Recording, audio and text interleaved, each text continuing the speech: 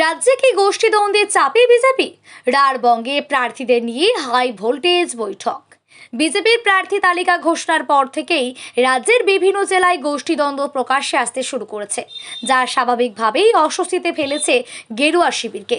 এই পরিস্থিতিতে সংগঠনকে মজবুত করতে এবং প্রার্থীদের মধ্যে সমন্বয় বাড়াতে উদ্যোগী হয়েছে কেন্দ্রীয় ও রাজ্য নেতৃত্ব।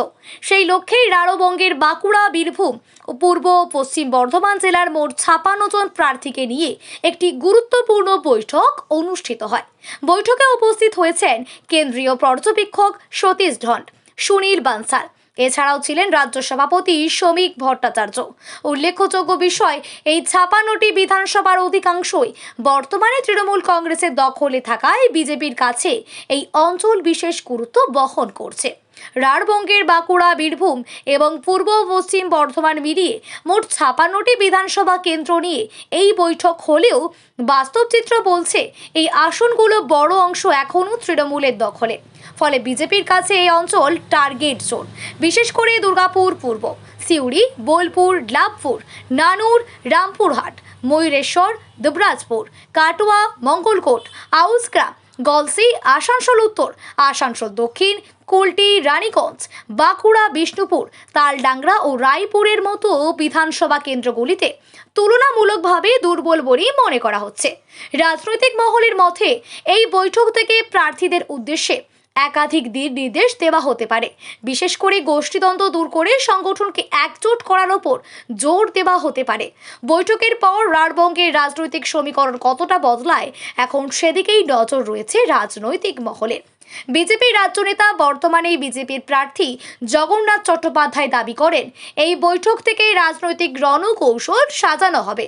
এখন আকাশে বাতাসে একটাই স্বর, তৃণমূলকে হারানো।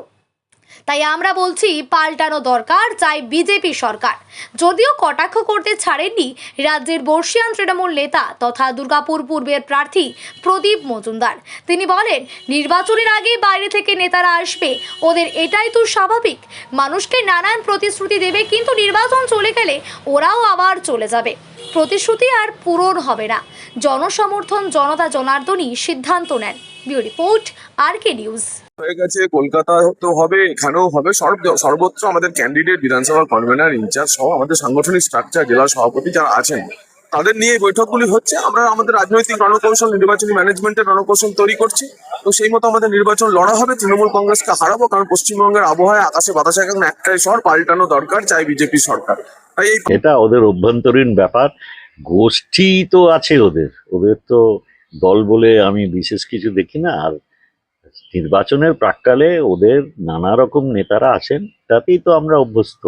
বিজেপি মানে নেতারা আসবেন, বাইরে থেকে আসবেন, বড় বড় তারা ভাষণ দেবেন, অনেক কিছু স্বপ্ন দেখাবেন, বাস্তবে কিছু হবে না। তো জনসমর্থন, জনতা জনার্দন তারা সিদ্ধান্ত নেন নির্বাচনে। এখন কোন নেতা কোথায় এলো, নিজেদের গন্ডগোল থামাতে বা মানুষকে মিথ্যে কথা বলতে, এতে কোনো পার্থক্য হয় না। কারণ মানুষ চিনে গেছে যে যাই বলুন, সর্বোচ্চ নেতৃত্ব ওনাদের।